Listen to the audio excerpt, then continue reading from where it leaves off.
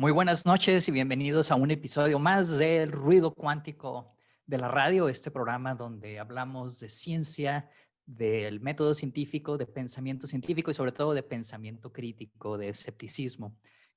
Cada noche de lunes, pues les traemos a ustedes algún tema en particular sobre alguna charlatanería que nos encontramos y que queremos discutir o alguna noticia. Y esta noche tenemos a un invitado especial. Primero me acompaña Malena. ¿Cómo estás? Hola, muy buenas noches, Ricardo. Sí, muy contentos de estar aquí de regreso esta semana con invitado de lujo. Así es. Ya sabe la gente que nos sigue en el Ruido Cuántico de la Radio que alternamos temas de hace tiempo sobre crítica a los aspectos pseudocientíficos, sobre el quehacer científico, pero el día de hoy tenemos, como en otras ocasiones recientemente, un invitado especial. Sí, esta vez, bueno, tal vez ustedes recuerden, en mayo de este año se anunció que el Instituto de Diagnóstico y Referencia Epidemiológicos de la Secretaría de Salud aprobó para la Universidad de Colima el laboratorio de diagnóstico molecular. Y en este laboratorio, que pertenece a nuestra universidad, se procesan muestras para detectar el virus SARS-CoV-2 de la enfermedad COVID-19, que es la que nos tiene a todos encerrados. Para platicarnos sobre qué es lo que se hace en este laboratorio, qué es lo que obtenemos y si ha ayudado a contener la pandemia o controlarla, tenemos nada más y nada menos que el responsable del Laboratorio de Diagnóstico Molecular, el doctor Luis Castro Sánchez. Él es catedrático CONACYT y desde mayo pues es responsable de este laboratorio. Luis, bienvenido al Ruido Cuántico de la Radio. Prende tu micrófono, estás silenciado. Primero que nada, muchas gracias por la invitación. Buenas noches, Malena. Buenas noches, Ricardo. Buenas noches, Fefo. La verdad que es para mí un enorme placer estar el día de hoy conversando con ustedes. Para nosotros es un gustazo que estés aquí en el programa, sobre todo porque pues lo de las muestras y las pruebas de COVID y si lo detectamos o no lo detectamos, eso también ha dado mucho que hablar. Esta pandemia nos ha dado mucho que hablar a todos. Por todos lados han salido discusiones y el muestreo y las pruebas es uno de tantos temas que han aparecido, así que pues tenemos al experto aquí en Colima. Primero, Luis, y si Malena está de acuerdo, te vamos a preguntar que nos hables un poco sobre tu preparación, tu educación, de dónde eres. Platícanos desde el principio cómo es que estudiaste, cómo te hayas preparado. Platícanos sobre tu vida académica. Ok, bueno, yo soy originario de Puebla. Ahí cursé mis estudios de licenciatura, soy químico farmacobiólogo de profesión. Luego me fui al CIMBESTAP a realizar mis estudios de maestría. Hice la maestría en biología celular y posteriormente el doctorado en biología celular. Y una vez que lo concluí, me fui a Madrid, España, al Instituto de Investigaciones Biomédicas, a realizar una estancia postdoctoral alrededor de unos 3 años aproximadamente, poco más quizás. Y luego con lo de las cátedras CONACYT fui repatriado y ahora adscrito desde hace ya 5 años en la Universidad de Colima. Qué bien que te tenemos por acá. ¿Cuál es tu área de especialización? Excelente. En lo que trabajamos en el laboratorio es en fisiopatología molecular del carcinoma hepatocelular, uno de los cánceres que van a estar dando mucho de qué hablar próximamente sobre todo por la gran epidemia que hay de obesidad y de infecciones crónicas por virus de la hepatitis B y C y por el alcoholismo, en una de las causas que puede generar este tipo de cáncer. Y debido a que en el laboratorio realizamos diferentes estudios a nivel celular y molecular, fue cuando a través de la Coordinación General de Investigación Científica se preguntó a varios investigadores si podríamos tener la capacidad en la universidad de poder armar inicialmente, luego certificar y echar a andar, por supuesto, un laboratorio de diagnóstico molecular para realizar pruebas de detección de SARS-CoV-2 Y bueno, afortunadamente lo pudimos lograr con el apoyo de los diferentes sectores involucrados de la universidad. Logramos certificarlo, echamos a andar el laboratorio, hemos procesado un número bastante considerable de muestras. Además, afortunadamente para Colima, siempre lo digo que eso es afortunado para Colima, estamos ya comenzando un proyecto con ACID de fortalecimiento del diagnóstico, en donde realizaremos a varias instituciones del sector salud del Estado un número de pruebas que evidentemente van a apoyar a la vigilancia epidemiológica en nuestro estado.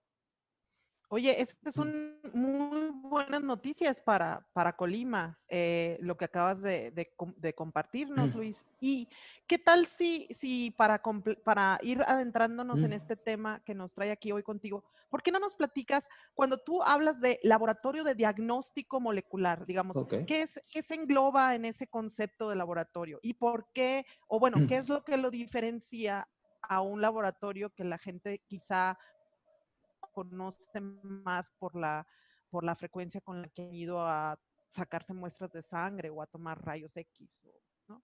Ok, el laboratorio de análisis clínicos realmente hace pruebas rutinarias que lo pueden hacer con cierto nivel de preparación.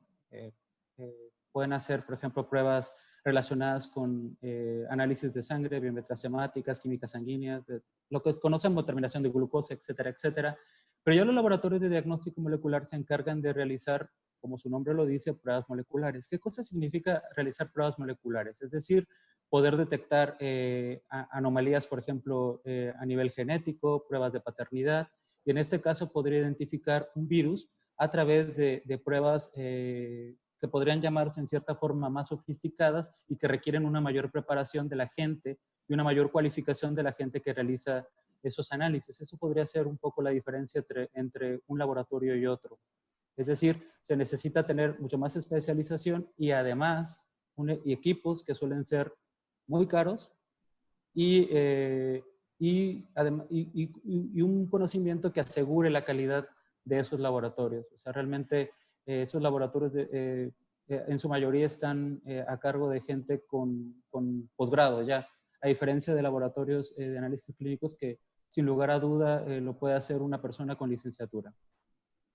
Quiere decir que en el laboratorio en el que ustedes trabajan, manejan, digamos, estudian a nivel genético las muestras, a diferencia de quizá a un nivel menos fundamental en otros laboratorios. Así es. Además, todo eso fue apoyado por los estudios que de por sí ya realizamos en el laboratorio y que la prueba que ya hablaremos ahora mismo, de las pruebas estas o que se están realizando, todo el mundo hablamos de que la prueba, ¿dónde hacen la prueba para detectar la enfermedad de COVID-19? Pues se basa en eso, en análisis que se utilizan mucho en investigación y que además ustedes lo hablan muchísimo en algunos otros programas, que nació a partir de hacer ciencia básica. Muchas de las veces la gente piensa, ¿para qué sirve la ciencia básica? Para esto, para que cuando llegue una pandemia, de aquellos conocimientos que pensaron que no tenían ninguna aplicación, sí se lograron. Como por ejemplo estudiar en Yellowstone unas bacterias que crecían a temperaturas muy, muy altas. Ahí es donde encontraron que una bacteria que es Haemophilus aquaticus, de la cual se aísla una enzima que es importante para esta prueba. Luego, posteriormente, la echan a andar Mulis y obtienen el Premio Nobel de Medicina por esa prueba que ahora está realmente ayudando a poder identificar si una persona es positiva o negativa al virus, al nuevo coronavirus, como le llaman, el SARS-CoV-2. Bueno, primero, ¿por qué la palabra molecular ahí? Porque la palabra molecular suena, de hecho, incluso habrá gente que a lo mejor no le suena a biología, ¿no? ¿Qué tiene que ver la palabra molecular? ¿Por qué ese nombre de laboratorio? Ok, bueno, realmente en muchos análisis se realizan la detección de biomoléculas. Las biomoléculas en el caso de la biología pues pueden ser las proteínas, los lípidos y los ácidos nucleicos. Entonces este laboratorio está nombrado de esa forma porque ahora mismo somos un laboratorio certificado para detección de SARS-CoV-2, pero los planes de la universidad más adelante es que ese laboratorio pudiera realizar otro tipo de pruebas diagnósticas basados en otras biomoléculas. Es por eso que se nombró de esa forma. Particularmente ahora mismo tenemos equipo que puede realizar análisis de tipo genético, y posteriormente esperamos que se puedan adquirir nuevos aparatos que pudieran ayudar también a la realización de otro tipo de análisis especializados que pudieran impactar en la salud pública de la población del estado de Colima. Y ¿Qué es lo que en el, detectan? perdón. Ah, Adelante, Ricardo. Sí. Sí, ¿qué es lo que detectan? ¿En qué consiste la prueba? ¿Qué es lo que hacen ustedes? Ok, antes de empezar en qué consiste la prueba, me gustaría hablar que hoy en día existen dos tipos de pruebas para detectar al virus SARS-CoV-2. Uno serían las pruebas serológicas basadas en la detección de anticuerpos, ya sea IgG, IgM o IgG, y las pruebas de tipo molecular, que en este englobaría la que realizamos en el laboratorio de diagnóstico, que sería la tan ya conocida prueba RT-PCR, reacción en cadena de la polimerasa acoplada a una retrotranscripción, que suena realmente bastante apantallante el nombre, pero realmente el fundamento es bastante sencillo.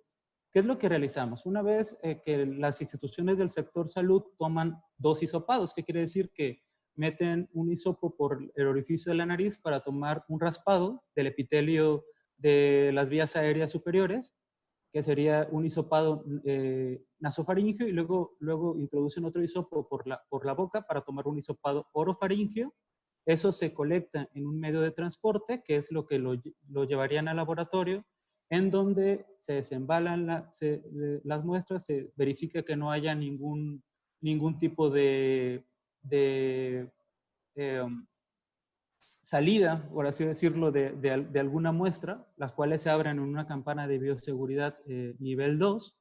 Posteriormente, esas muestras son procesadas para inactivar de manera inicial al virus, extraer el ARN. Recordemos que este virus tiene como genoma ARN, y una vez que se extrae el ARN y que se obtienen las muestras, posteriormente se hace la detección en un solo paso de la RT-PCR, que sería, es decir, transformar el ARN del virus en ADN complementario, para posteriormente, a través de una serie que se llaman oligos y sondas, es decir, los oligos, que son fragmentos de ácidos nucleicos pequeños, se van a pegar a algunos genes virales para posteriormente ser detectados a través de fluorescencia, y nosotros una vez que pasan ciertas horas podemos analizar las gráficas y definir si un paciente es o no positivo o negativo a SARS-CoV-2.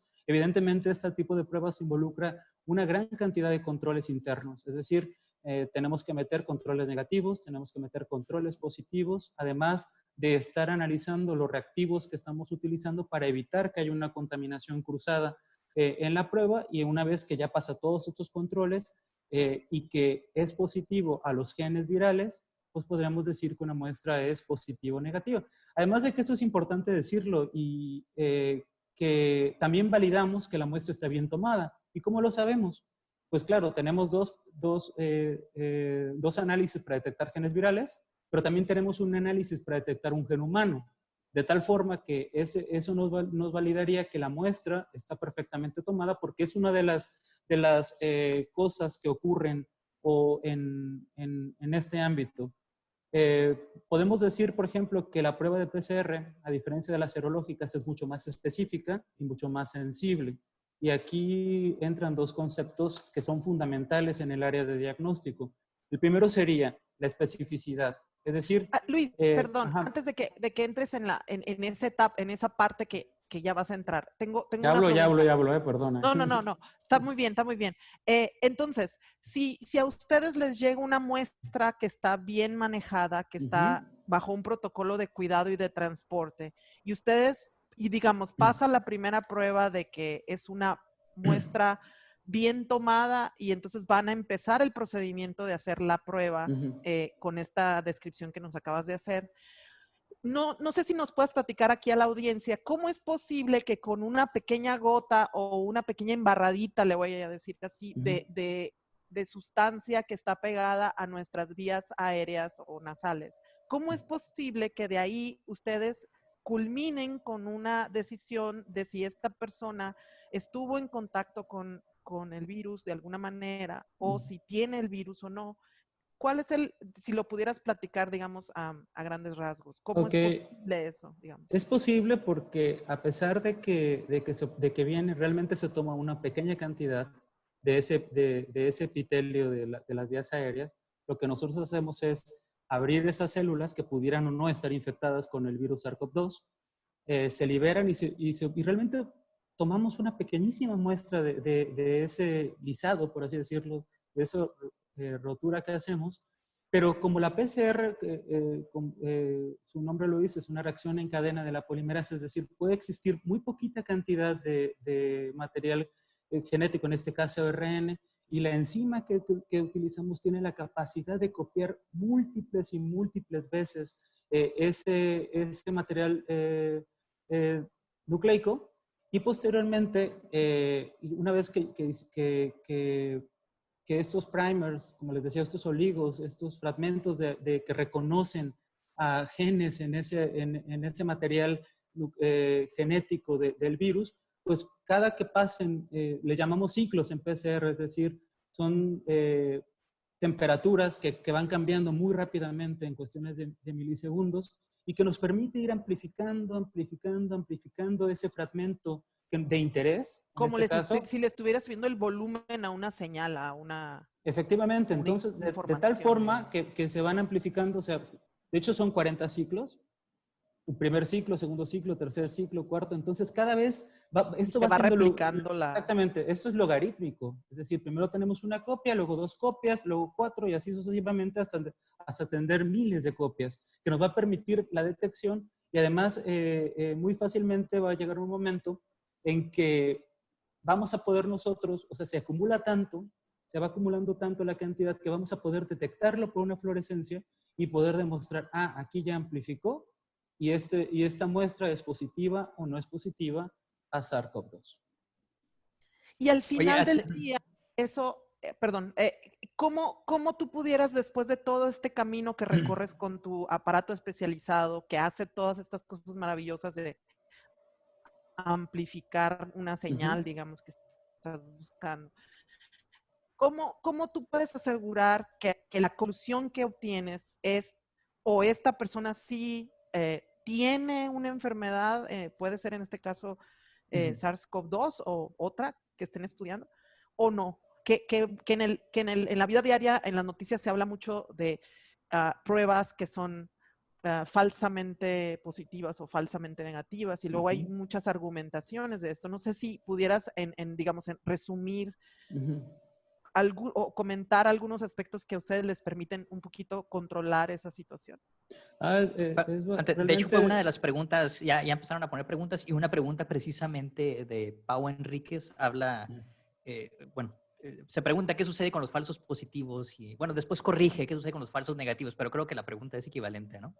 Así es. Eso es lo que está preguntando María. Porque nosotros dirigimos a lo que queremos detectar. Es decir, desde que estamos haciendo la preparación de la prueba, que además no les mencioné, pero tenemos en el laboratorio tenemos diferentes cubículos que en cada uno realizamos el procedimiento, lo cual permite que no haya interferencias o limitamos las posibles contaminaciones cruzadas que puedan existir, ¿no? Además de que todo se hace bajo estrictos niveles de bioseguridad y con equipo de protección.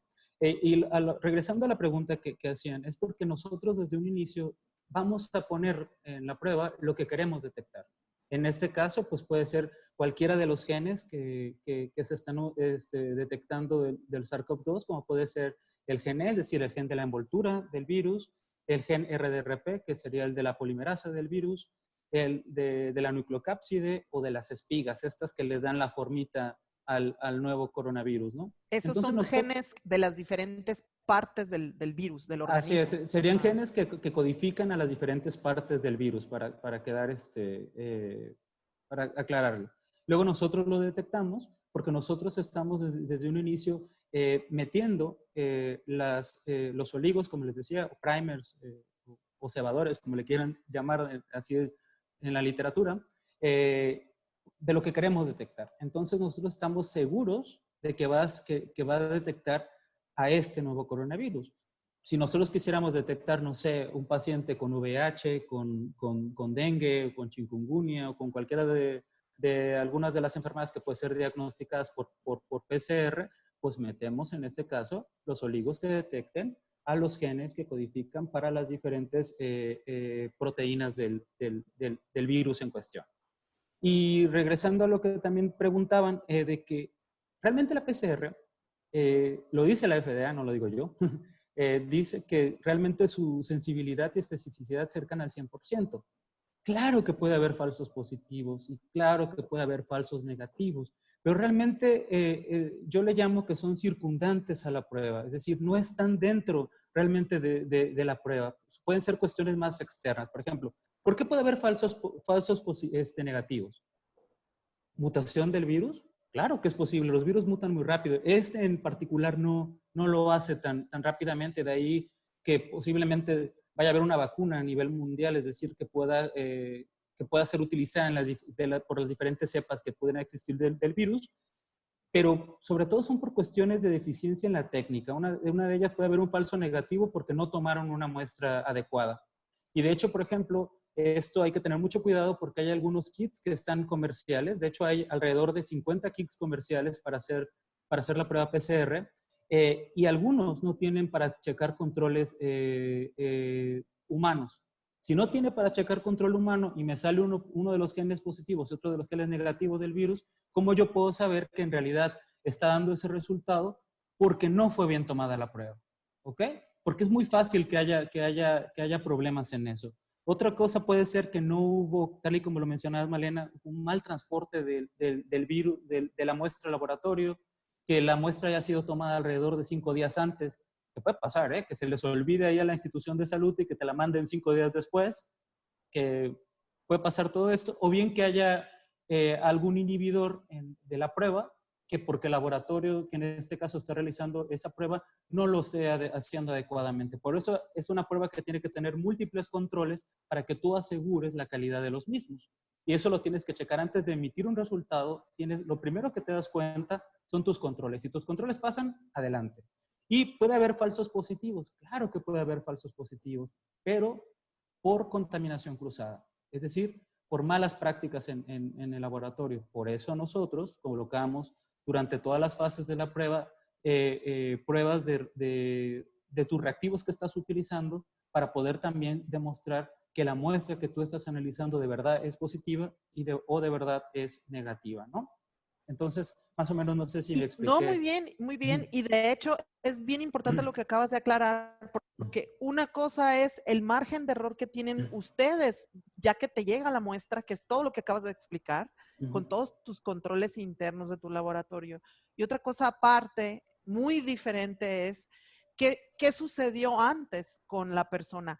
¿Cuándo esa persona estuvo en contacto con la enfermedad? ¿Cuántos días han pasado desde que estuvo en contacto hasta que fue a que le tomaran la muestra? Y esas cosas no tienen absolutamente nada que ver en este aspecto de una vez que llega la muestra al laboratorio, ¿cuál es la posibilidad de error? Que es lo que nos acabas de explicar, ¿no?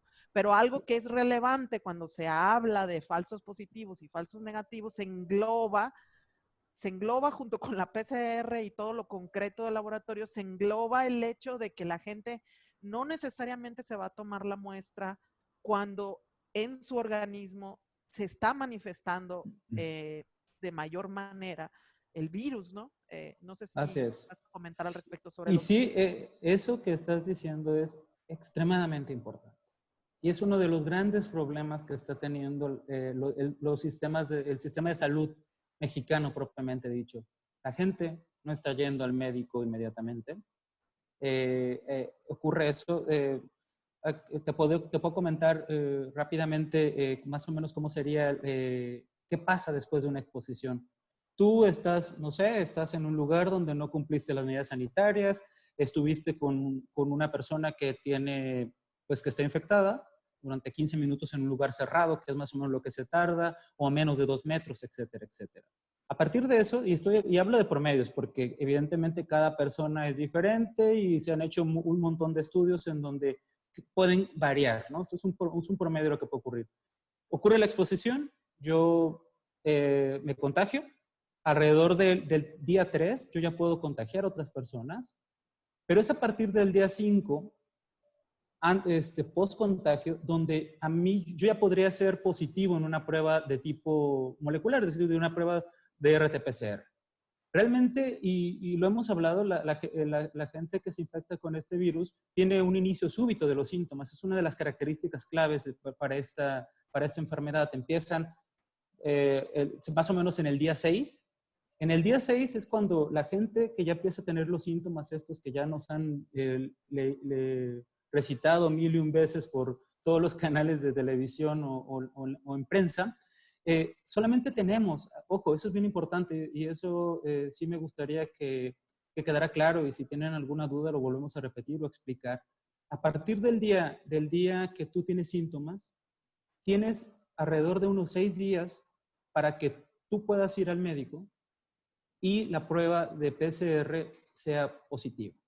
A partir del día 6, es importante mencionarlo, a partir del día 6 empieza a disminuir la carga viral en las vías aéreas superiores y posteriormente va a estar en vías aéreas inferiores. Entonces, como la prueba se toma con un hisopado que entra por la nariz y por la boca, pues entonces la gente debe de ir durante los primeros 5 días de evolución de los síntomas. De hecho, ya no los pacientes ambulatorios con más de 5 días de evolución de los síntomas, ya podríamos decir que sería responsabilidad de la institución de salud si toma o no toma la muestra, porque puede ser que disminuya la sensibilidad de la detección. Y no porque la prueba no lo pueda hacer, sino porque realmente el virus está ahora migrando hacia vías aéreas inferiores. ¿Sí me explico? Entonces eso es bien importante que la gente lo haga. O sea, alguien podría estar hospitalizado y dar negativo en esta prueba, es lo que dices.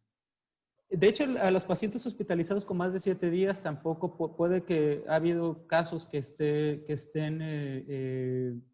ya no salga positiva la prueba, pero también depende muchísimo de los casos. Es decir, entre más, si el caso es leve, realmente va a tardar menos que si un caso es grave. Se ha visto que en casos graves, por ejemplo, la transmisión sería más intensa y mucho más duradera. Por ejemplo, en Wuhan hicieron un estudio publicado a principios de este año de alrededor de 191 personas, donde, por ejemplo, decían que la media de excreción del virus es de 20 días, pueden haber hasta 37 días, pero que fue detectado hasta el final en pacientes que fallecieron. Entonces va a depender de qué, de la evolución y de la gravedad de los síntomas. De hecho, por ejemplo, hay personas que se les hace la prueba y vuelven a salir positivas durante 5 veces, pero tampoco significa que esos pacientes puedan seguir infectando. Dependerá del caso, pero sí es importante que toda la gente vaya inmediatamente al médico, y porque la prueba PCR solamente puede realizarse de manera fiable durante no más de 6 días de evolución de los síntomas. De hecho, te lo van a preguntar, ¿cuánto empezaste los síntomas? Y ya dependerá si cumples o no el caso operacional, como le llaman en el sector salud, y si eres candidato o no a que te hagan la prueba PCR, porque el modelo mexicano está haciendo que solo a 1 de cada 10 personas, aproximadamente, se le realice la prueba de PCR. Ya que estás hablando de los tiempos, hace rato mencionaste que pasan unas horas en tu análisis. ¿Cuánto tiempo tarda en esta prueba? Digamos, en el momento en que empiezas el análisis hasta que ya puedes dar un dictamen. ¿Cuánto tiempo pasa? Y pues relacionado, ¿cuántas pruebas pueden hacer por día? De hecho, ya tenemos algunas preguntas relacionadas con eso. ¿Cuántas pruebas puedes hacer cada día? A ver, si yo hiciera una prueba, me tardaría alrededor de 4 horas en dar un resultado. Pero evidentemente no te llega una. Nos han llegado bastantes. Hemos llegado a procesar más de 100 pruebas diarias, que suena muy poco, pero realmente la cantidad de trabajo, créanme que es bastante dura. De hecho, aprovecho para agradecer a todos mis alumnos que son voluntarios en el laboratorio y que realmente su esfuerzo ha hecho que hemos realizado el número de pruebas que he realizado, y que realmente algunas veces hemos estado encerrados entre 6 horas, me parece que una vez hicimos 8 horas encerrados en un cuarto sin poder ir al baño, sin poder comer, con un traje de protección personal, porque realmente el volumen que ese día llegó de pruebas era bastante elevado. Y ustedes saben que, bueno, que al principio, eso sobre todo pasó al inicio de cuando empezamos. Ya después es mucho más sencillo, ya armamos protocolos de cuántas muestras vamos procesando por lotes y hacemos conexión con las otras áreas del laboratorio para que podamos procesar un número, pues, importante de pruebas diarias, porque no tenemos robots. Hay otros laboratorios que sí tienen robots para realizar estas pruebas. Nosotros todo es manual. Pero sí hemos podido hacer alrededor de unas 100 pruebas, más o menos, que sería lo máximo que hemos hecho en un día, que ha involucrado bastante tiempo. Hay laboratorios que hacen 1.500 Y esto que pruebas mencionas diarias es o muy 1.300, interesante, pero ¿no? bueno. Porque tienes estudiantes, dices, que en todo caso sería un proceso de aprendizaje también único para ellos, ¿no? En Sí, este caso. claro, la pandemia da bastante que aprender, y sobre todo uno que se dedica a la investigación básica, o algunas veces tratamos de hacerla traslacional. Créeme que no tiene nada que ver. No tiene nada que ver cuando ya involucra pues dar un diagnóstico, y sobre todo un diagnóstico de una enfermedad que es letal, que en México está matando a más del 10% de los casos probados por PCR, vamos a dejarlo así, y que además, pues, y que también involucra cierto riesgo para las personas que están realizando pues la prueba, ¿no? Entonces, pues ha sido un trabajo duro, algunas veces más duro que bueno, terminas muy cansado, pero también es gratificante poder uno como científico ayudar de alguna forma a la sociedad, y eso es bien importante. Creo que hoy en día con la pandemia muchos gobiernos y la gente en general se da cuenta que los científicos están ahí, y que los científicos podemos ayudar a resolver problemas o ayudar a poder sobrellevar, en este caso, esta pandemia sin precedentes, que bueno, que no nos había tocado una de esta forma, ¿no? Oye, ¿y nos podrías comentar un poco sobre la seguridad, los protocolos de seguridad que tienen ustedes?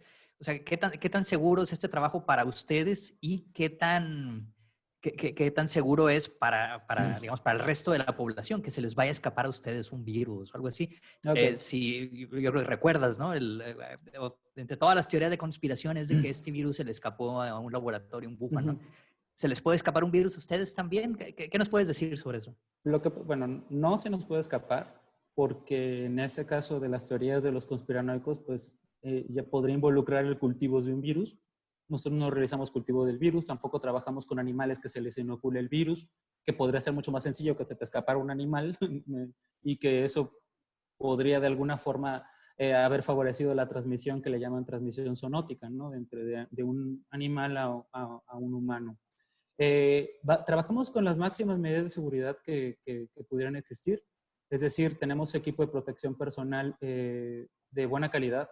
Eso sí fue bien importante para mí. Lo hablé con la universidad, que el equipo tenía que ser de la mejor calidad posible, porque involucraba la seguridad tanto de los alumnos y claro, de cada una de las familias de los alumnos, y como consecuencia también de la demás gente que pudiera estar cercana al laboratorio.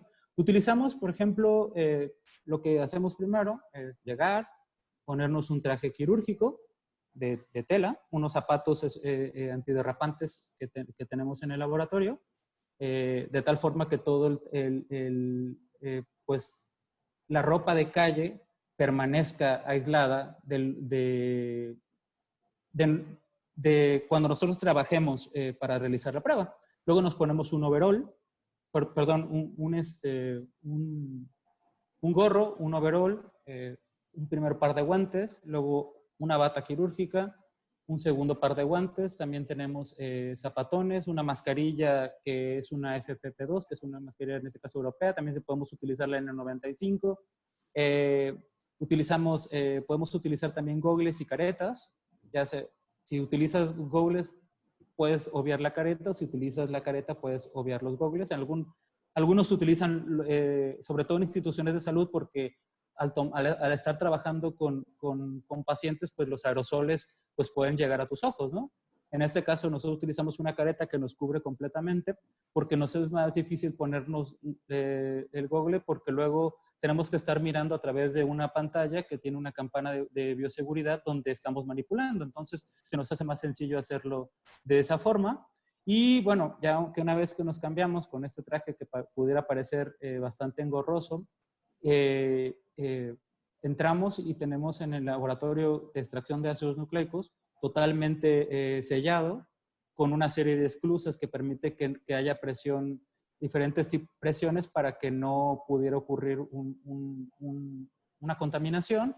Y luego abrimos las muestras en una campana de bioseguridad nivel 2, que es un momentito, son segundos por muestra, inmediatamente la inactivamos y luego la calentamos para que ya no haya riesgo. Ya las otras áreas, que serían ya las áreas propiamente dichas para hacer la prueba, la PCR, pues ya requieren ya no hay un riesgo tan alto como pudiera existir en el área de ácidos nucleicos, pero aún así también todo el personal entra con las mismas características del EPP o este equipo de protección personal para evitar cualquier tipo de situación. Luego procedemos a quitárnoslo, tal y como lo marcan las normas, porque hay una norma para ponérselo y para quitárselo, al igual que el manejo de residuos biológicos, que incluso hicimos un curso de bioseguridad y tenemos diferentes protocolos, se llaman POES, protocolos operacionales para cada uno de los procesos, en donde nos permite estar asegurando tanto salvaguardar nuestra integridad, es decir, que no nos infectemos, y también el aseguramiento de la calidad del laboratorio. Entonces, realmente el riesgo de que uno se infecte existe, claro, pero es mínimo, y el riesgo que existe también para sacar el virus fuera también es mínimo. Eso es bien importante decirlo. Realmente, y también sería importante mencionar que 19 laboratorios de la academia, porque muchos de laboratorios de la academia, es decir, de muchas instituciones de educación superior, centros de investigación y CPIs del CONACYT, pues 19 obtuvimos el proyecto de fortalecimiento del diagnóstico, uno fue para nosotros, y una de las cuestiones que evaluaban era eso, justamente, que tú tuvieras la capacidad de tener buenas instalaciones, y buenos niveles de bioseguridad para poder atender, porque sí pasó que varias personas preguntaban acerca, y es normal, claro, de decir si no había riesgo de que el laboratorio de diagnóstico estuviese donde está, pero bueno, el riesgo, como les digo, es francamente mínimo. De hecho, mencionaste algo sobre Wuhan, que se hace cultivo de virus para hacer investigación, y ustedes no hacen cultivo. Sí, o sea, lo que hacen ustedes es replicar nada más cierta información del virus, pero ustedes no replican el virus, ¿verdad? Es decir, el virus, para hacer cultivo de virus necesitas instalaciones de bioseguridad nivel 3, que muy pocos laboratorios en México lo tienen realmente, ¿no? Lo único que nosotros hacemos es liberar el virus de las células del epitelio, y una vez que lo tenemos liberado, que tenemos aislado su material genético, que es ARN, nosotros amplificamos a estos genes, pero ya de manera in vitro. O sea, y este material amplificado ya no ofrece riesgo para ustedes. Ninguno. A partir de que inactivamos el virus, el riesgo es cero.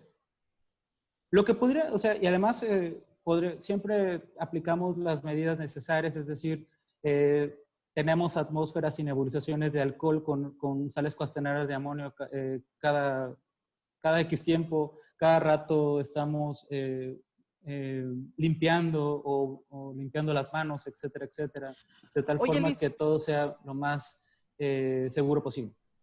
Existen varias preguntas que nos están haciendo los que nos escuchan. Hugo Diego Esquivel, por ejemplo, pregunta, ¿por qué solo se detecta el virus hasta el día tal? ¿Por qué se dice tanto que a las personas hay que tomarles la muestra tal día para que esta prueba funcione? Y esa pregunta está conectada con una pregunta que nos hace Luis Flores, porque nos dice, bueno, ¿podrían comentar, por favor, sobre la efectividad de la prueba de anticuerpos IgG e IgM, que es o algunas otras pruebas que también se mencionan en redes sociales o en las noticias, ¿no?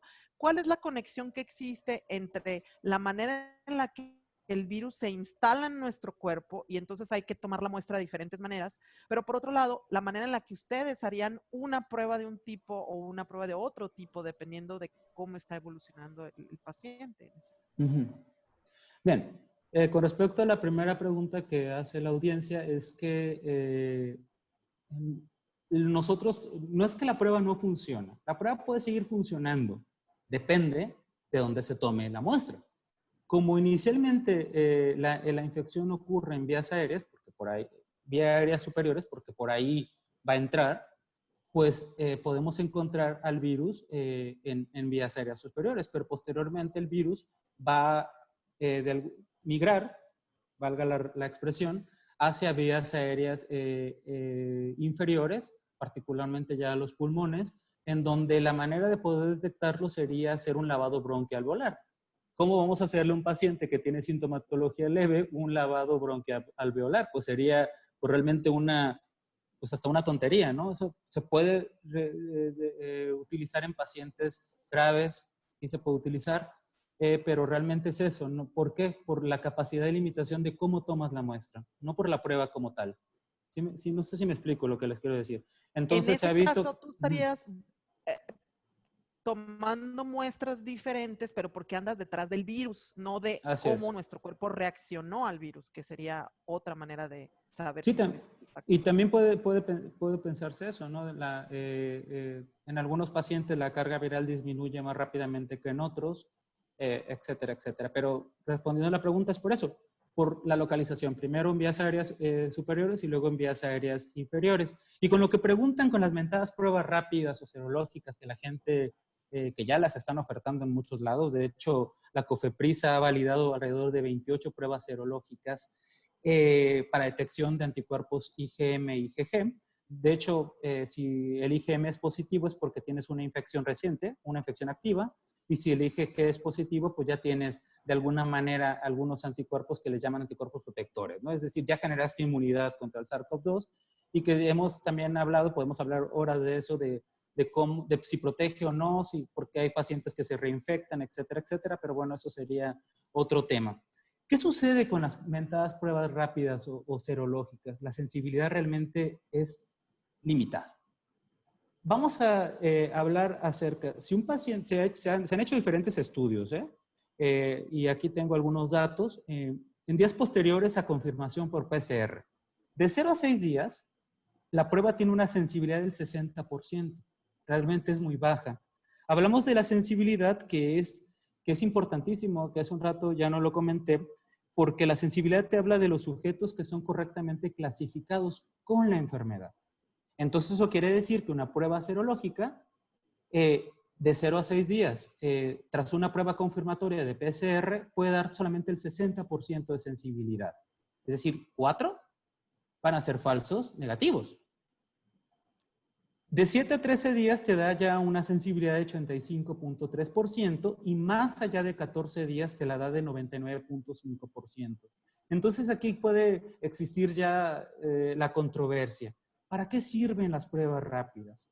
Pues realmente podríamos decir que para identificar personas que cursaron la enfermedad. Esa sería realmente en mayor medida su aplicación.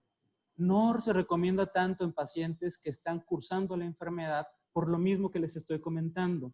Entre menor sea el tiempo de exposición al virus, menor va a ser la sensibilidad de estas pruebas, por más que te digan que tienen una sensibilidad mayor al 90%, realmente no sucede. Y además de que podemos tener en cierta forma reactividad cruzada.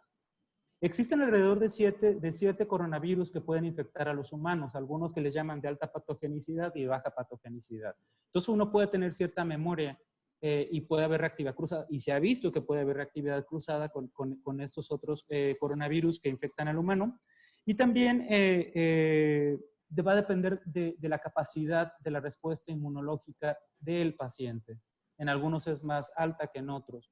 Entonces, todas estas limitaciones hacen que las pruebas rápidas, como le llaman, pruebas rápidas, porque realmente en 10 minutos obtienes el resultado, a diferencia de las 4 horas de la RT-PCR, pues sí dan un margen de que, Entonces, en no este tengan buena caso, Luis, efectividad. la prueba rápida, como no es útil para la gente que está cursando la enfermedad, para lo que pudiera ser útil es, por ejemplo, para un gobierno, una nación que quiera a estas alturas de la vida estudiar alguna población control y saber qué tanta gente de esa población ya cursó la enfermedad, de alguna manera tener una estimación complementaria a otras maneras de estimar cuánta gente ha cursado la enfermedad en Así algún es, punto, ¿no? y lo han hecho Ya en que algunos pasó un cierto países. Por tiempo. ejemplo, Ajá. lo hizo España y se dio cuenta que solamente el 5% de su población era positiva al virus. De hecho, ahora mismo tienen un segundo rebrote. Ellos sí tienen un segundo rebrote. Pero volvemos a lo mismo. O sea, realmente, y lo dicen muchos expertos, de que es limitado realmente hacer una prueba de este tipo. Porque al fin y al cabo, si uno va a hacerse la prueba rápida y sales con IgM positivo, pues eso no quiere decir nada. Y lo que te van a decir es que inmediatamente te tienes que mandar a hacer una prueba de RT-PCR porque realmente es el estándar de oro para el diagnóstico. Es como cuando te haces una prueba de, valga la analogía, ¿no?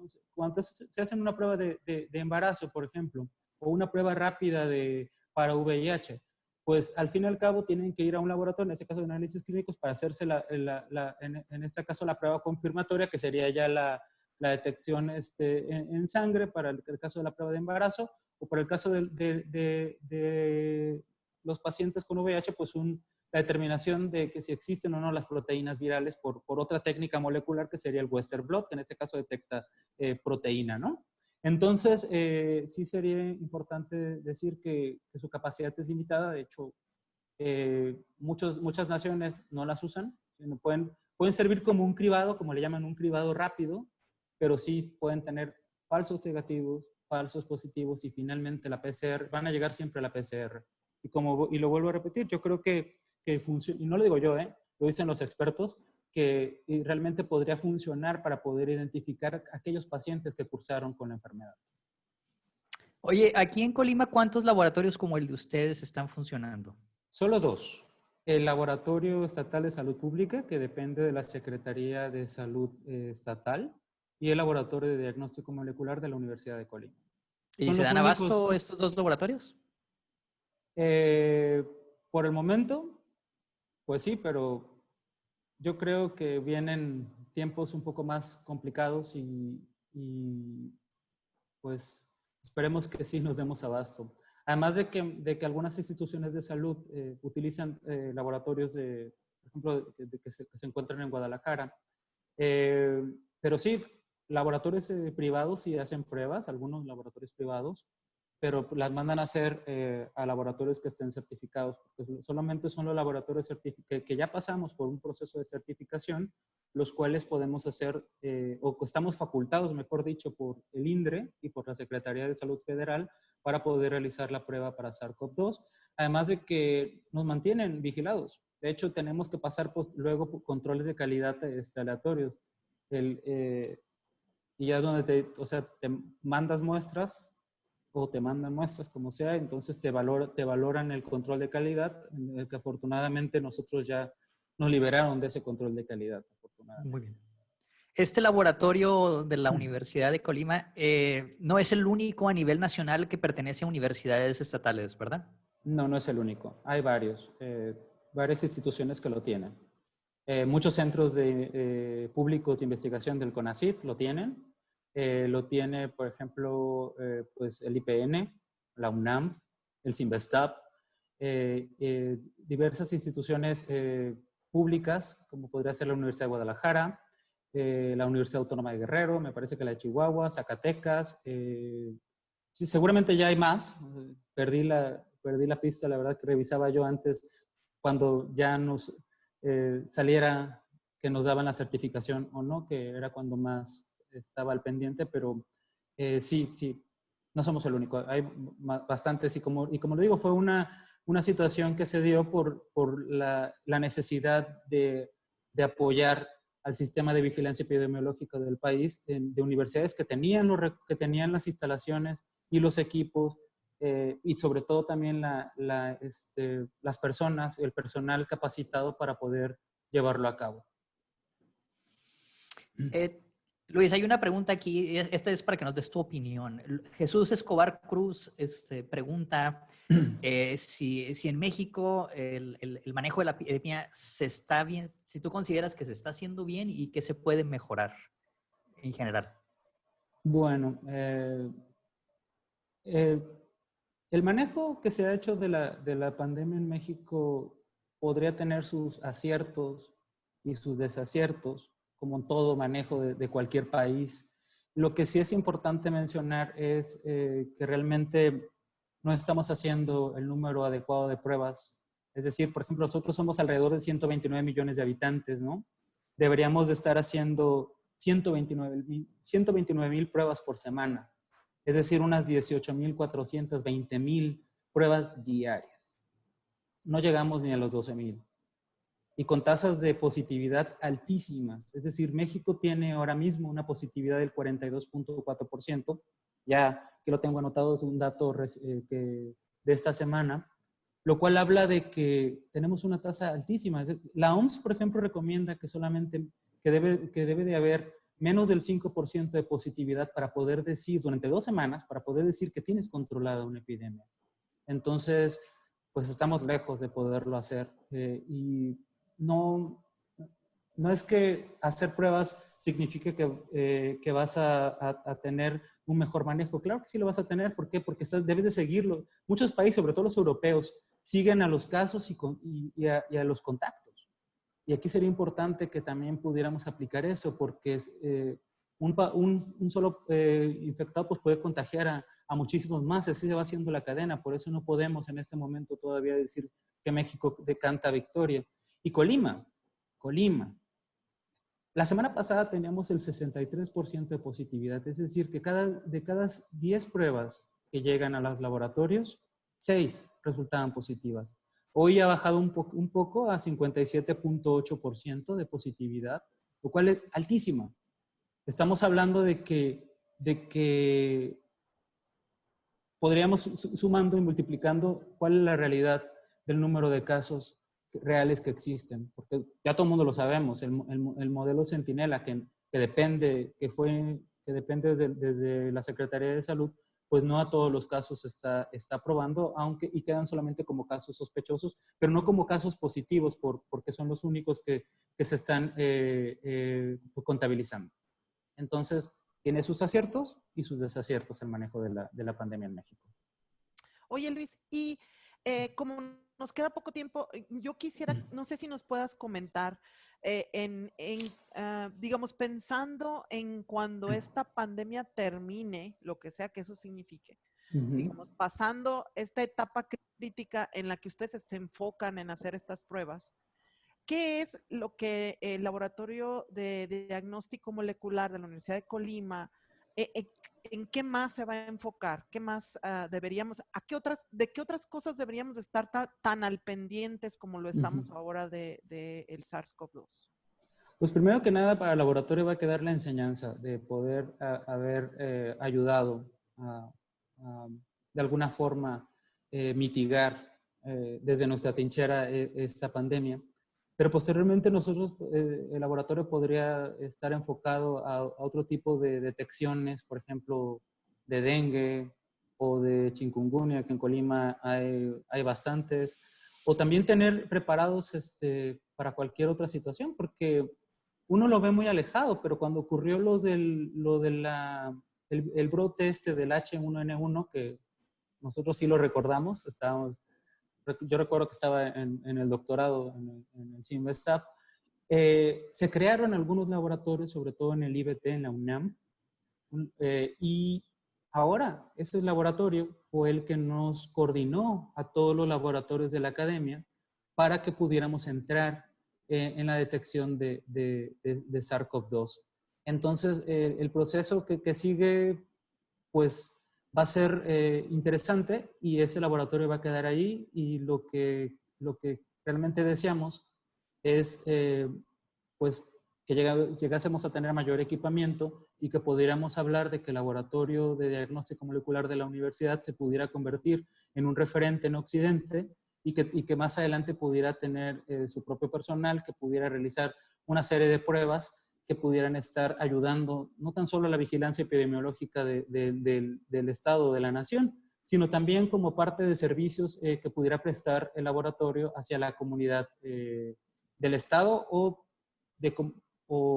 no sé, o de estados cercanos, ¿no? Porque estamos hablando de que muchas de las veces pues, Colima queda más cerca para muchos lugares de Jalisco que la propia Guadalajara, ¿no? Entonces, para eso podría servir el laboratorio más adelante. Y bueno, pues nos queda bastante todavía por pandemia. Hablan ya de una segunda llegada de casos. Y bueno, ya por ahí dijeron que Pero todavía no seguramente esto salimos de no la se va a primera, acabar. Exactamente. Esto se va a alargar hasta abril. Realmente todavía no salimos. No hay un segundo brote, porque no salimos del primer brote. Porque para salir del primer brote debimos de haber bajado los casos y realmente pues no se logró. Entonces ya ahora con lo que viene, con los próximos meses, ya estamos muy cerquita del otoño y luego del invierno. ¿Y qué va a pasar? Que el número de casos va a aumentar. Y muchos de esos casos también se van a ser de influenza, así que a toda la audiencia, la vacuna es gratis, váyanse a vacunar de influenza antes de que, para que no, porque muchos de esos casos van a pensarse que tienes el virus de SARS-CoV-2 y realmente es una influencia de tipo estacional, ¿no? Pero bueno, creo yo que viene todavía bastante trabajo por realizar. Y que tenemos que estar todavía realizándolo y seguir, por otra parte, realizando las actividades de investigación que tenemos que realizar, pues, aquí todos los científicos, ¿no? Nos quedan 4 minutos. Para cerrar, ¿qué nos puedes decir? Algo que nos quieras comentar para cerrar, sobre todo sobre la reacción en el mundo para la epidemia. O sea, por ejemplo, ¿qué diferencia ves tú de hace 5 años, tal vez, cuando estabas, o 10 años que estabas estudiando el doctorado, ahora? Hemos avanzado, el mundo está mejor preparado, independientemente de las decisiones que se tomaron gubernamentales alrededor del planeta. ¿Tú crees que sí hay una diferencia de hace 10 años para acá?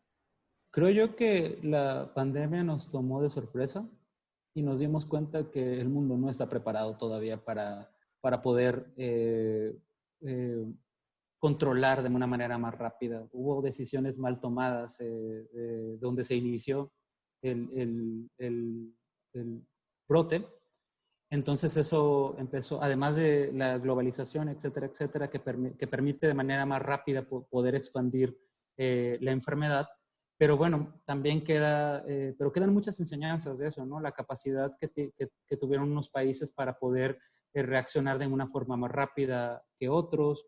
Realmente lo que no, en el caso de los países americanos, incluidos Estados Unidos, pues no tomaron en cuenta lo que estaba sucediendo en Europa, que era realmente el aprendizaje inicial, ¿no? Que lo que sucedió en Europa, que realmente si hubo un confinamiento como tal, aquí en México, bueno, las condiciones no permiten ese tipo de confinamiento, pero realmente hubiese sido importante que los gobiernos de muchos países aprendieran de cómo estaban reaccionando y ojalá siguieran aprendiendo de lo que está sucediendo en muchos países europeos, que uno piensa que que tienen sistemas de salud mucho mejores y se vieron rebasados.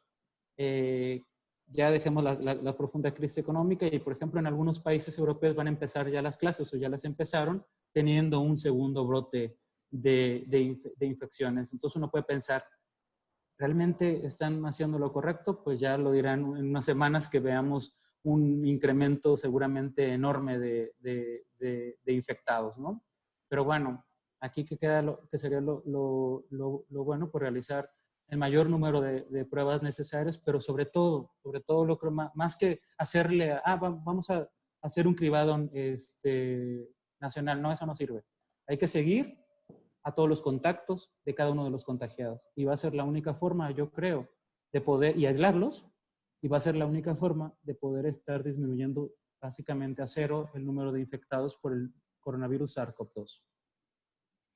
No, Luis, pues te agradecemos muchísimo el tiempo que nos has dado, el trabajo que tú y tus colaboradores y tus estudiantes y la institución, la Universidad de Colima, han hecho para lograr este enorme proyecto, este laboratorio, con no solo con la capacidad de respuesta que tienen ahora, sino lo que viene en un futuro, lo que ya nos platicaste. Es increíble, te felicitamos, obviamente, estamos muy orgullosos de ti, de tu grupo, de tu trabajo, y estamos muy emocionados de que estés aquí y que ojalá puedas volver a estar con nosotros para platicar de todos estos temas que quedaron pendientes. Muchas gracias. Cuando ustedes lo consideren pertinente, pues estaremos por aquí. Y muchas gracias a FEFO por haberme invitado y muchas gracias a ti, Malena y Ricardo. La verdad que fue una charla muy amena. Espero que me haya logrado explicar de la manera más simple.